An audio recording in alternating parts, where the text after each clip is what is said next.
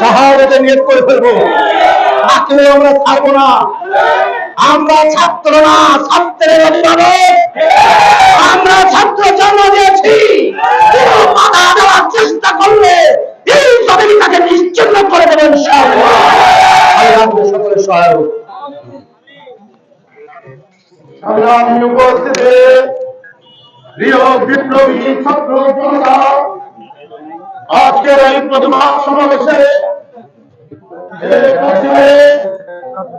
আপনাদের সামনে বক্তব্য নিয়ে আসছেন 2015 সালে সফল বিপ্লবী সাবেক ছাত্ররা, সাবেক ছাত্র আন্দোলনের সভাপতি হাফেজ মোহাম্মদ